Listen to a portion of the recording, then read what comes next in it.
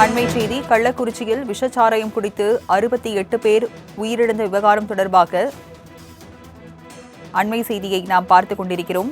சங்கராபுரம் அடுத்து சேஷசமுத்திரம் மாதவச்சேரி கிராமத்தில் சிபிஐ விசாரணை மேற்கொண்டுள்ளதாக அண்மை தகவல் வெளியாகி இருக்கிறது. விவரங்களை செய்தியாளர் லோகோ வழங்க கேட்கலாம். லோகோ, தற்போது சிபிஐ விசாரணை மேற்கொண்டு வரும் விவரங்களை பதிவு பண்ணுங்க. வணக்கம்.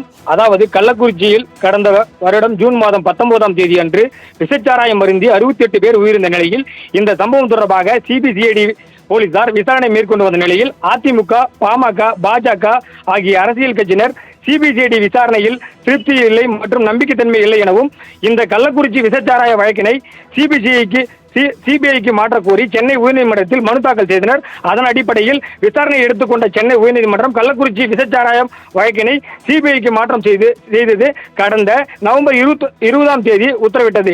அதன்படி பின்னர் தமிழக அரசு உயர்நீதிமன்றத்தின் தீர்ப்பை எதிர்த்து டெல்லி உச்சநீதிமன்றத்தில் மேல்முறையீடு செய்தது. தமிழக அரசின் மனுவை விசாரணை செய்த டெல்லி உச்சநீதிமன்றம் 17/12/2024ஆம் தேதி சென்னை உயர்நீதிமன்றம் பிறப்பித்த உத்தரவின்படியே மேற்படி கள்ளக்குறிச்சி விஷச்சாராய வழக்கினை சிபிஐக்கு மாற்றம் செய்தது சரிதான் என தீர்ப்பு வழங்கியது. மறுபடியும் டெல்லி உச்சநீதிமன்றம் இறுதிக்கட்ட உத்தரவிட்டது. இந்த நிலையில் கடந்த 15ஆம் தேதி கள்ளக்குறிச்சி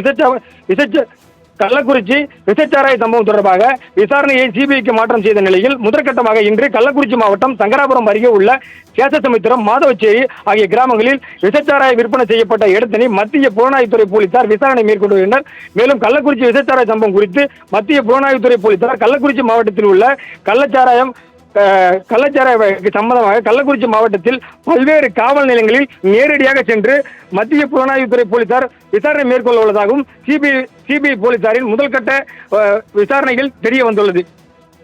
பாதிக்கப்பட்ட மக்களிடம் சிபிஐ விசாரணை தொடங்கியிருக்கிறது. விவரங்களை வழங்கியதற்கு நன்றி லோகோ.